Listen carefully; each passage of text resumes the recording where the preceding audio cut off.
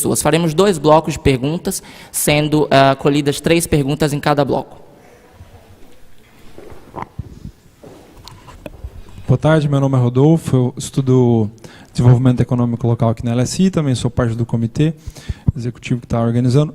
Minha pergunta é rápida. O assunto é super complexo. Se cada um de vocês, não sei, alguém pudesse falar para a gente o que vocês acham que a gente deveria levar de principal mensagem na fala de vocês sobre como conciliar a governabilidade, as novas demandas da sociedade, o que a gente precisa fazer como primeiro passo e mais importante, uma mensagem principal. Obrigado. Obrigado, Rodolfo. Segunda pergunta. Ok, não sei se eu formulo a minha pergunta para a professora Carolina em português ou em inglês. Well, the thing is, you were talking in English, so I was thinking in English, and I formulated my question in English. So I will fire that in English. The question is: do you believe the current affairs in Brazil are detrimental to the difficult process of female empowerment? So you touched on the points of, the female figure on politics, as Marina, Dilma, and everything, and I'm not going into the merits of the impeachment, but how you believe that affects the female figure as being able to reach top executive levels. Thank you. Obrigado. Terceira pergunta, então. I'm going to ask a question in English. I followed the 2014 election in detail, daily. And I think I was surprised that Dilma won, given the economic difficulties. Nevertheless, the program, the manifesto that she offered was very clear. And this is what was being implemented despite the difficulties. And I remember Aécio Neves did not offer a neoliberal hard program. Nevertheless, given that this is a panel democracy, the Temer government is applying an extremely hard-line neoliberal program. Now, 54 million people voted for the previous situation, and nobody who voted for Aécio, at least in terms of manifesto, supported what Temer is being done. So I want to ask the panel, what do you think about the respect for democracy of 54 million Brazilians regarding what is being implemented when there is no mandate of any kind whatsoever? Muito obrigado. Passo então a palavra aos membros da mesa. Vou começar então pela professora Carolina e então a gente segue a ordem aqui. Okay, to answer the question about female empowerment, obviously the situation that is happening in Brazil is problematic for female empowerment, and it is a step backwards in that struggle. Because if we consider the ways in which Brazil, and if we situate the whole of Latin America, has a very ingrained culture where women are seen as nearly second-class citizens, and it's only in the last decades, as I said, in the redemocratization period, that we have seen women occupy a stronger position within society. So my answer to you is yes, I do see it as problematic, and it has been widely discussed here in the UK as well. The fact that there is no woman minister in the cabinet, and the ways in which a politician, a female politician, was treated much harshly than if it was a male. I mean, because if we think of José Sarney and Fernando Henrique Cardoso, they also suffered from low popularity and economic recession and other problems. So yes, this is a problem within Brazilian society. So I don't know how to answer that in terms of at the moment where we're going to go through here, but what we do see is that there's an increasing pressure on the streets to improve the situation of women, to not take a step backwards, right? That somehow it will have to catch up with the UK. It will have to catch up with the rest of the world, where we're talking about things such as gender equality and reduce the pay gap in a generation. I participate in the Gender Equality Committee at City University, and here they publish basically how much women earn and men throughout universities. And David Cameron has already talked about this, that employers might be shamed if they continue to have this gap. So these things, as I was saying in my presentation, need to be taken seriously and not simply dismissed as, oh, this is radicals who are talking about this. No, this is an element of improving society and making it better for people. So you're totally right on that. And in terms of the other question about, yes, there is a particular uncertainty and a lot of confusion in regards to where we are now in terms of the impeachment process and TEMA. So yeah, there is a lot of criticisms regarding an advancement of an extreme neoliberal program, but I'll leave that for other people to answer. The fact of the matter, just to go very quickly on that, just to remember, we have been voting as Brazilians in this last model of consensus that I was talking about, which is somehow a third way between market and democracy and advancement for democracy. People don't want either extremes. They don't want an extreme to the left too much, and they don't want an extreme to the right. They want to be able to conciliate those interests. So I think the answer to that question is that. And at the moment, we're living a situation where there is that discussion between two competing models for Brazil. Começando pela questão sobre que mensagem sintetizada que veio do Rodolfo, certo? Eu diria assim, no contexto da minha fala, a mensagem sintetizada seria para dar atenção ou contemplar de alguma forma demandas da sociedade, pensando a médio prazo, não a curto prazo, é necessário se construir um repertório, uma narrativa nas pessoas mais jovens, para que elas consigam dar conta da complexidade de uma democracia contemporânea, sem dicotomias ou sem discursos marcados pelo que eu chamava de populismo, que significa professores que se oferecem como representantes do bem para todos e barateiam a transmissão do conhecimento e cerceiam o acesso à bibliografia dos mais jovens. Então, a síntese seria exatamente essa, quer dizer, essas demandas para chegar, a democracia é um sistema complicado, as coisas elas se atravessam o tempo inteiro, a democracia é um sistema altamente retórico.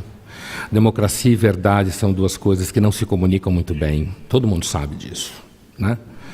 É que, na realidade, a gente deixa isso de lado quase o tempo inteiro. Desde o debate entre Platão e sofistas, se sabe que a democracia é um regime que tende ao retórico.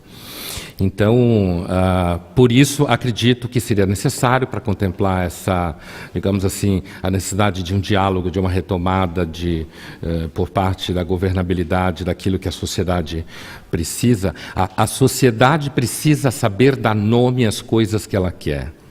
E para ela dar nome às coisas que ela quer, a gente precisa dar espaço para que os mais jovens consigam ter acesso a distintas formas de narrativas do mundo e da sociedade. Agora, com relação eu acho que do ponto de vista dos eleitores da Dilma, I'm going to speak in Portuguese, ok? Com relação aos eleitores da Dilma, eu tenho a impressão que eles devem ter sentido um tanto traídos pela primeira política que a Dilma instalou ao se associar ao Joaquim Levy, e que isso foi interpretado na época, então, como sendo uma necessidade meio obrigatória, uma vez que o Estado estava meio falido. E aí eu linko, como a gente fala em português, né, ao que eu estava falando antes, como as campanhas políticas elas são altamente retóricas da democracia contemporânea, não podia ser de outra forma.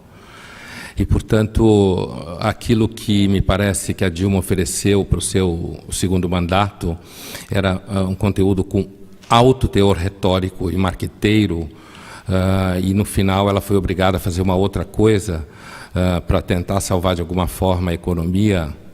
E eu acho que, inclusive, parte do seu eleitorado acabou abandonando, do ponto de vista das opinion polls lá do Brasil, e isso acabou dificultando um pouco já o início do processo.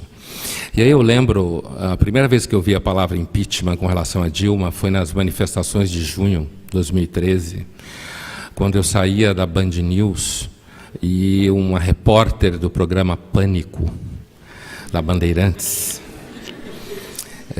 me interpelou quando eu estava entrando no carro, no pátio da Bandeirantes, no meio do auge das chamadas Jornadas de Junho, né, 2013, e ela me perguntou: Pondé, você é a favor do impeachment da Dilma? Isso era junho de 2013. Eu falei: que impeachment você está falando? Não está em questão impeachment nenhum. A Dilma foi eleita legitimamente. Ninguém está falando de impeachment da Dilma. De onde você tirou isso? Né? Isso em 2013. Né? Mas a verdade é que quando talvez os historiadores, quando forem contar esse período, que eu acho um período super interessante, é sempre terrível viver em épocas interessantes, né? No Brasil a gente está pisando no solo da história, e isso dá um sentimento um pouco de pântano, né, ou de abismo. Mas eu acho que os historiadores, se eles contarem essa história daqui, sei lá, 30, 40 anos, e não necessariamente de modo enviesado, talvez percebam que, de fato, de alguma forma, uma crise mais grave da representação associada ao Dilma tenha começado em 2013, sem que ninguém soubesse direito o que estava acontecendo, e aquele processo acabou convergindo para a figura dela quando ela foi reeleita. É isso. Obrigado. Professor Adams. Ok. Primeiramente, qual é a ideia que eu acho que nós temos que pelo menos eu gostaria de deixar? Democracia, no meu ponto de vista, é um experimentalismo coletivo, uma experiência coletiva. Não existe democracia, não tem a participação de todos, não é democracia. A experiência coletiva faz e significa que parte da decisão, parte dos processos decisórios envolve todos. Seja nas escolhas parlamentares, da representação, seja nas cobranças iniciativas, nos processos de manifestação, nas cobranças dos deputados e representantes, assim por diante. Então, essa experiência coletiva, e é por isso, por exemplo, que eu acho que a Suprema Corte Americana dá um valor tão importante e significativo à liberdade de expressão, ao ponto, por exemplo, de, ao contrário do Brasil, admitir e sustentar como necessário o financiamento privado e de empresa para as campanhas eleitorais, mostra que, em última análise, essa experiência é um processo coletivo. E é um processo que só robustece com o tempo. Ele pode ser interrompido, evidentemente, mas ele não consegue, se não tiver tempo para ele. E eu acho que nós estamos no Brasil vivendo isso. Nós estamos vivendo um processo de robustecimento. Nós estamos conseguindo fazer e enfrentar alguns dilemas nossos, antigos, históricos, numa realidade democrática, não uma ditadura. Né? O tema da corrupção vem há muito tempo. Né? Jânio Quadros se elegeu com esse tema, meteoricamente, a ditadura se instalou com esse tema. Né? Quem não se lembra do o poço de lama aqui do palácio do presidente Getúlio Vargas, né? Quer dizer, toda essa dinâmica, em última análise, ela está sendo enfrentada, eu acho, e evidentemente aqui nós vamos discutir a complexidade de um processo de investigação desse, um processo de liberação, mas o fato está sendo enfrentado no Brasil, numa democracia e numa Constituição, eu gostei muito da palavra, de novo, que o Bernardo, da resiliente, uma democracia e uma Constituição resiliente. Se fala muito em Constituinte, mas vamos pensar o que nós conseguimos construir no Brasil com esta Constituição. Essa Constituição produziu uma série de legislações e uma série de iniciativas. Isso terminou? Não, tem um monte de coisa para ser enfrentada, inclusive a dinâmica burocrática brasileira, que é algo que eu acho ainda reproduz em grande medida patrimonialismos, que eu sou muito profundamente crítico. Então, tem uma palavra, é resiliência democrática. É algo que eu acho que é fundamental. Independente da retórica, eu concordo, a democracia envolve muita retórica. Política é um fenômeno que lida com impressões, mais de tudo. Né? Mas não, mesmo a impressão, ela guarda verdades, guarda a possibilidade de participação e de desenvolvimento. Em relação à questão eleitoral, esse é um debate muito complexo, porque nos remonta ao debate que está correndo no Brasil em relação ao que eu acho que é uma disputa, digamos assim, de poder e de escolhas. Eu só posso dizer o seguinte: governar é sempre difícil, porque governar não é E aí eu concordo, ela não pode ser populista. Governar implica tomar iniciativas em face da realidade dos fatos, né?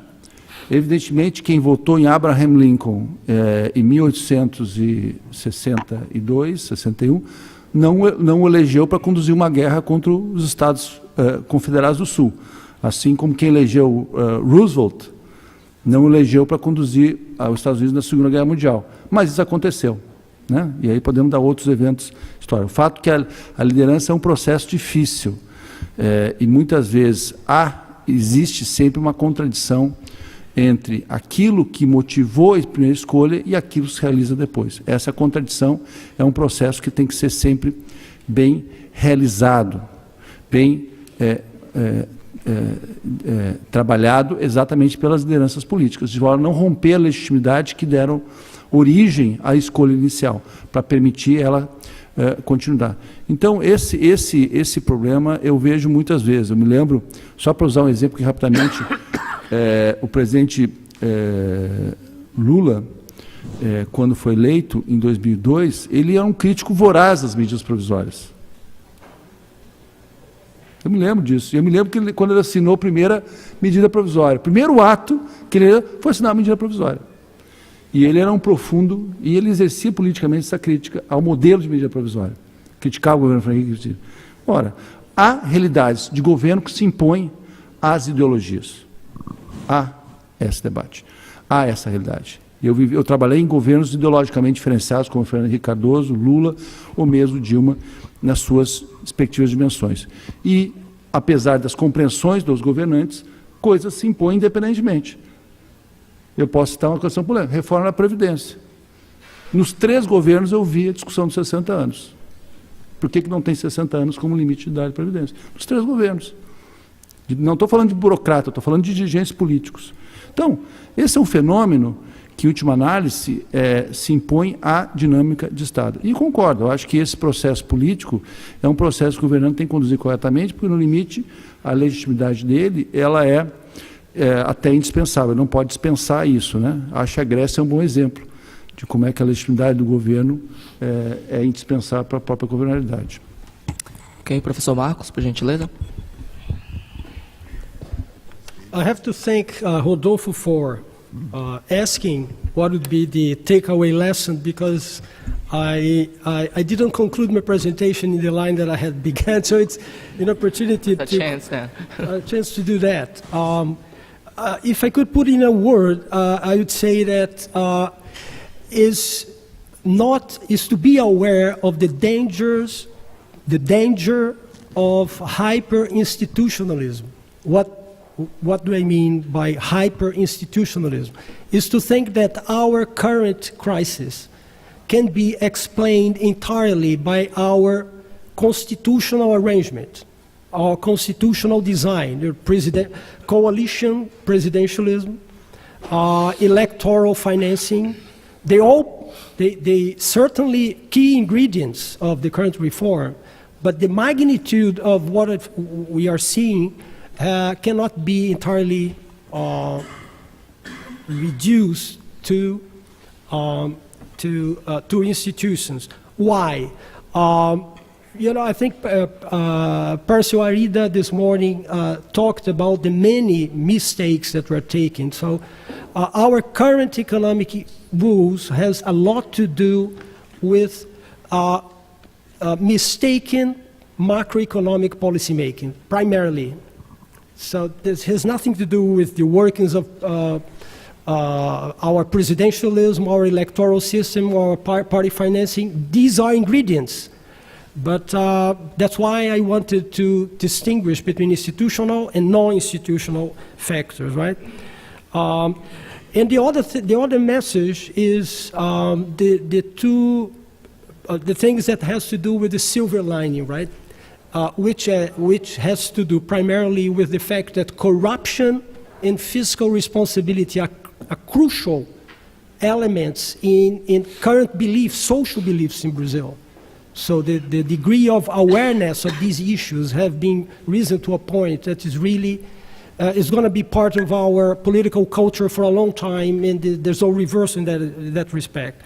And the other thing is that we've seen for the first time in history in Brazil the emergence of the rule of law in personality, right? For the first time, we've seen key political members of our political and economic elite, some of the most powerful economically speaking figures of our business world and our political system being sentenced and being brought to justice. So this is truly unprecedented and hugely important for our future. So that's why I'm despite all of I said regarding our institutions, I'm very optimistic in the long term for Brazil. I have other stuff to say here, but I don't know if we have time, so probably not. Muito obrigado, professor. Teremos tempo, sim. A gente tem mais uma rodada de perguntas, mas antes de passar para o público novamente, eu recebi a informação de que o ministro Barroso gostaria de fazer uma contribuição. Então, com atenção, iremos ouvi-lo. Por gentileza. Muito obrigado. Na verdade, não é uma pergunta, são 3 breves comentários. Eu ia dirigi-los especificamente ao Adams, mas devo dizer que achei o painel extraordinário e gostaria de pontuar uma observação do professor Pondé, que eu acho que é talvez um dos temas vitais no Brasil hoje, professor, que é a qualidade do debate público. Quer dizer, nós desenvolvemos uma cultura em que o debate público é feito da desqualificação do outro. Se você não pensa como eu, você só pode ser um cretino completo a serviço de alguma causa escusa. De modo que acho que a sua fala, extremamente feliz e inspirada, nos recoloca um pouco no caminho de um debate que seja substantivo e não um debate feito de adjetivos. Vou dar um exemplo ao senhor que me parece importante, na questão da redução da maioridade penal, por exemplo, que é um tema polêmico e divisivo. Eu tenho posição, mas o debate era um debate assim, quem é a favor da redução da maioridade penal é um reacionário cretino completo, quem é contra é um progressista a serviço da causa da humanidade. E ninguém era capaz de oferecer algumas informações relevantes do tipo: quantas pessoas estarão afetadas se nós diminuirmos a maioridade penal? Quantas vagas eu preciso abrir no sistema, porque nós não vamos colocar os meninos junto com os fascínoros? Quanto custa? Portanto, não houve nenhum debate substantivo, só houve um debate de desqualificação do outro. De modo que eu acho que a sua fala suscita essas questões e foi extremamente feliz, e eu agradeço a oportunidade de ter podido escutá-lo. A professora Carolina Matos fez uma das melhores sínteses sobre a crise política brasileira que eu ouvi recentemente, com muita inspiração e agudeza. Eu não discordo, mas gostaria de pontuar na questão da mulher e do empoderamento da mulher. Eu acho que nós vivemos um momento circunstancialmente crítico, porém ciclicamente evolutivo no Brasil. A questão da violência contra a mulher, há avanços importantes com a Lei da Maria da Penha, condenações. O Poder Judiciário tem sido mais proativo nessa matéria. Portanto, o capítulo da violência, eu acho que nós fizemos progresso. No capítulo da sexualidade, eu acho que nós ainda temos um atraso imenso na criminalização do aborto, que é preciso enfrentar e superar. É um tabu tolo no Brasil. Nenhum país desenvolvido do mundo criminaliza o aborto. É uma política pública extremamente perversa contra as mulheres pobres. E nós tivemos episódios recentes de violência contra a mulher em termos de estupro. Com toda a carga negativa que isso tem, colocou este debate sobre a sexualidade da mulher na sociedade brasileira, e eu acho que nós estamos amadurecendo esse debate, de modo que, ruim como pareça o momento, eu acho que nós temos avançado nessa matéria também. E também no mercado de trabalho, eu acho que a mulher vem ocupando progressivamente mais espaço e já houve uma redução na diferença de renda entre homens e mulheres. Professor Marcos André, eu também concordo com ele em português e em inglês, portanto não tenho nenhuma observação. O único comentário final que eu gostaria de fazer, para não tomar tempo e interferir indevidamente, é a propósito da questão que o Adams suscitou sobre financiamento eleitoral que eu acho que aqui cabe um esclarecimento importante sobre a decisão do Supremo. É bem verdade que a decisão do Supremo, como às vezes acontece, parecia um filme do Monty Python. Era uma corrida de 100 metros rasos, dá-se o tiro de largada, corre cada um para um lado, você nunca vai saber exatamente quem ganhou. Portanto, houve votos em todos os sentidos. Porém, a posição que eu defendi e que acho que é a melhor, por isso eu a defendi, é a seguinte. Eu pessoalmente, como cidadão, sou a favor do financiamento público tal como existe e do financiamento privado por pessoas físicas. Essa é a minha posição como cidadão. Porém, como juiz, o meu voto foi o seguinte: se empresa pode ou não pode participar do financiamento eleitoral é uma questão política. E quem tem que decidir é o Congresso Nacional, é uma opção, não é uma questão constitucional. O que é inconstitucional era a lei que nós tínhamos, porque a lei que nós tínhamos permitia o financiamento eleitoral por empresas sem algumas limitações mínimas que a moralidade administrativa e a decência política impunham. Portanto, no caso brasileiro, a empresa podia tomar dinheiro emprestado no BNDES e financiar candidato. E, portanto, ela está utilizando dinheiro da sociedade para financiar o candidato da sua preferência. Isso é um absurdo. Além disso, a empresa podia financiar os 3 candidatos. Houve empresas que financiaram a candidata Dilma, o candidato Aécio e a candidata Marina. Isso, evidentemente, não é exercício de um direito político. Que o direito político, para quem acha que empresa tem, seria uma escolha. Se financiou os 3, é porque ou foi achacada, o que provavelmente foi, ou está comprando favores futuros, o que provavelmente estava. As duas coisas são uma imoralidade. Portanto, também não pode. E, em terceiro lugar, a empresa não pode financiar a campanha e depois ser contratada pela administração vitoriosa, porque senão o favor privado, que foi a doação, vai ser pago com dinheiro público, que é o contrato administrativo. Portanto, a escolha política, eu acho que o Supremo devolveu para o Congresso. Porém, a legislação tem que ter restrições mínimas de decência política, sob pena de nós criarmos um pântano ainda maior do que o que já temos. Mas eu verdadeiramente quis participar pela excelência do debate e agradeço o convite para estar aqui e o privilégio de ter ouvido os 4 falarem. Muito obrigado.